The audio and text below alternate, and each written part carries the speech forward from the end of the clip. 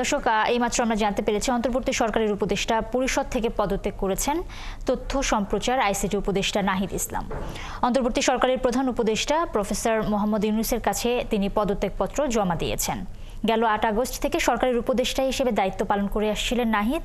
জুলাই অভ্যুত্থানে ছাত্রদের যে নতুন রাজনৈতিক দল গঠিত হচ্ছে, সেই দলের আহ্বায়ক হিসেবে তিনি দায়িত্ব পালন করবেন।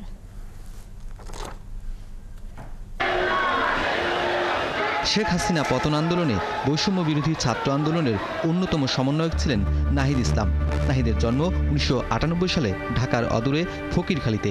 ২০১৪ সালে ঢাকার দক্ষিণ বনশ্রী মডেল হাই স্কুল থেকে এসএসসি পাশ করেন। সরকারি বিজ্ঞান কলেজ থেকে ২০১৬ সালে এইচএসসি পাশ করে ভর্তি হন ঢাকা বিশ্ববিদ্যালয়ের সমাজবিজ্ঞান বিভাগে। ২০২২ সালে স্নাতক পাশ করেন। বর্তমানে একই বিভাগে তিনি মাস্টার্সের শিক্ষার্থী। রাজনীতি সচেতন নাহিদ এর আগে কোনো দলে যোগ দেননি। ২০১৮ সালে কোটা সংস্কার আন্দোলনেও ছিলেন তিনি, তবে নেতৃত্বে ছিলেন না। আন্দোলন চলাকালে নাহিদের এক সহপাঠী ও সিনিয়র শিক্ষার্থীকে সাদা পোশাকে পুলিশ তুলে নিয়ে গেলে নাহিদ আন্দোলন গড়ে তোলেন। তখন বিশ্ববিদ্যালয় প্রশাসন ও শিক্ষকদের বাধার মুখে পড়তে হয় তাকে।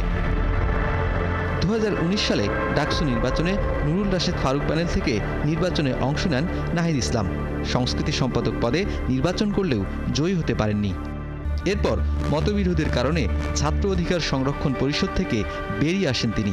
২০২৩ সালের ৪ অক্টোবর ঢাকা বিশ্ববিদ্যালয়ে নতুন নির্দলীয় ছাত্র সংগঠন গণতান্ত্রিক ছাত্রশক্তি আত্মপ্রকাশ করে। এর কেন্দ্রীয় সদস্য সচিব ছিলেন নাহিদ ইসলাম। শেখ হাসিনা পতন আন্দোলনে নেতৃত্বে ছিল বৈষম্য বিরোধী ছাত্র আন্দোলন।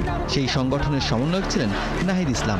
জেল জুলুম, গুম, এমনকি প্রাণভয় ত্যাগ করে রাজপথে ছিলেন তিনি। পড়ে যান সরকার ও গোয়েন্দা সংস্থার রোষানলে। আন্দোলন যখন তুঙ্গে, অন্য সমন্বয়কদের সাথে তাকেও তুলে নিয়ে যায় নিরাপত্তা বাহিনী। সে সময় নিরাপত্তা সংস্থা নাহিদকে ব্যাপক মারধর করে।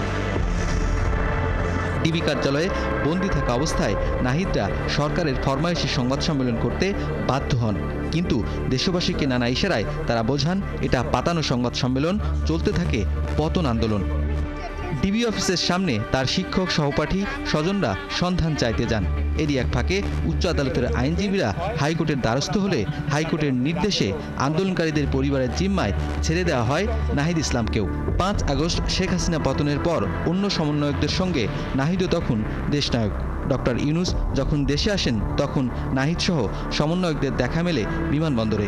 তারপরে ৮ আগস্ট অন্তর্বর্তী সরকারের উপদেষ্টা পরিষদে আসেন শপথ গ্রহণের মাধ্যমে। দায়িত্ব পালন করেন তথ্য সম্প্রচার ও আইসিটি মন্ত্রণালয়ের।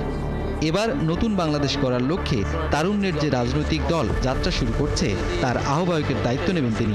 ক্ষমতার মসনদ ছেড়ে সোজা জনতার কাতারে এসে রাজনীতির চ্যালেঞ্জ গ্রহণ করলেন নাহিদ ইসলাম।